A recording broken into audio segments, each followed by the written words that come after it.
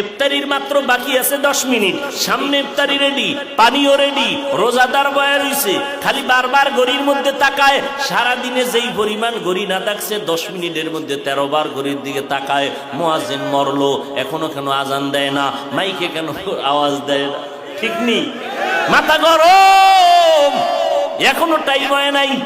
কততে তাড়াতাড়ি ক্যালেন্ডার দেখ। আল্লাহ কয় ফেরেশতা তাকায় দেখ, মাত্র 10 মিনিট বাকি, পেটের মধ্যে প্রচন্ড ক্ষুধা, পানির পিপাসা, সামনেও খানা রেডি, পানিও রেডি, এরপরও কেন পান করে না, খায় না, ক্ষুধাও আছে। আল্লাহ কয় ফেরেশতারা জানুনি? কয় জানি না। আল্লাহ বলে, ও ফেরেশতা তাকায় দেখ, সবাই আমি আল্লাহকে ভয় করে, এবং তোরা সাক্ষী থাক, আমি আল্লাহ এদের জীবনের সব গুনাহগুলো মাফ করে দিলাম। আতিনা ফি দারে দুনিয়া না হাসান, আতিনা ফি দারে উকবা না হাসান, ইয়া গিয়াসাল মুস্তাগীসিন হদিনা লফতিখারা বিল উলুমে ওয়াল গিনা। হর গরি দে নেকো তু তৈয়ার হ্যায়, जो न मांगे उससे तू बेजार है। তাকওয়া অর্জন করো রোজার মাধ্যমে। এরপরে আল্লাহ কয় জবানটারে হেফাজত করো। কেমনে জবানটারে হেফাজত করব? আল্লাহর ভয় অন্তরে ঢুকাইয়া কথা বলার আগে আল্লাহকে ভয় করো। কথা বললে আমার আল্লাহ খুশি হবে না বেজার হবে, এই চিন্তা করিয়া যখন চলবা তখন কিছুটা কন্ট্রোল হবে। আর একটা কাজ হলো জিহ্বার দ্বারা কিছু কিছু মৌলিক গুনার কথা বন্ধ করো, কিছু মৌলিক নেক আমল চালু করো। তাহলে একটা পাত্রের মধ্যে কিছু থাকলে অন্যটা রাখা যাবে না, খালি পাত্রের মধ্যে অন্য কিছু ঢুকতে পারে।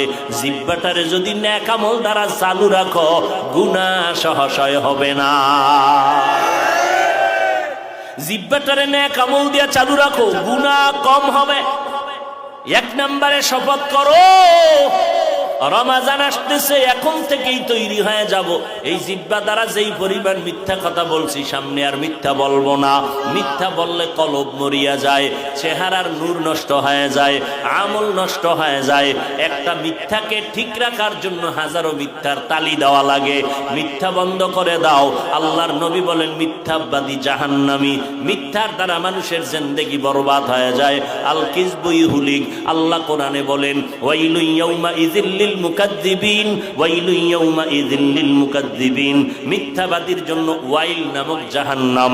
আল্লাহর নবী বলেন, ইয়াকুমাল কিযব ফা ইন্নাল কিযবা ইয়াহদি ইলাল ফুজুর ওয়া ইন্নাল ফুজুরা ইয়াহদি ইলান নার। মিথ্যাবাদীর চূড়ান্ত ফলাফল হলো জাহান্নাম। 2 নাম্বার, জবানকে হেফাজত করো। গীবত শিকায়াত করা যাবে না। গীবত করা হালাল না হারাম? জোরে বলেন। ওয়াইলুল লিকুল্লি হুমাযাতিল লুমাযা। এই সূরাটার ব্যাখ্যা পড়ে দেখবেন গীবত করা হারাম, মরা ভাইয়ের গোশত খাওয়ার সমান। আল গীবাতু আশাদ্দু মিনাজ জিনা। নবী বলেন, জিনা করার থেকেও গীবত করা মারাত্মক অপরাধ। এই গীবত থেকে জবানকে হেফাজত করো। তবে এই সূরার ব্যাখ্যা পড়লে দেখবেন 4 কারণে গীবত করা ওয়াজিব, না করলে গুনাহ হবে। এর মধ্যে একটা কারণ, ইসলামের ব্যানার লাগাইয়া যারা উম্মতের ঈমানের উপরে আঘাত করে, আহলে হক ওলামাদের উপরে দায়িত্ব ওই ভণ্ডদের নাম ঠিকানা শুদ্ধা উম্মতের বইলা বইলা সজাগ করা, সতর্ক করা, যে ওই ভণ্ডের কাছে যাইবা না, ওই দরবারে যাইবা না, ওই মাওলানার কাছে যাইবা না। এইভাবে আহলে হকরা বললে এটা সওয়াব হবে, এই গীবত করলে এটা সওয়াব, এই গীবত না করলে গুনাহ হবে। ওয়াইলুল লিকুল্লি হুমাযাতিল লুমাযা। এই সূরার ব্যাখ্যা পড়লেই পেয়ে যাবেন গীবত করা হারাম, হারাম, হারাম। 4 কারণে গীবত করা ওয়াজিব, না করলে গুনাহ হবে। এর মধ্যে একটা কারণ বললাম। অতএব আমরা ইসলামের ব্যানারওয়ালাদের বিষয়ে যা বলি, এটা গীবত হলেও আমাদের সওয়াব হবে।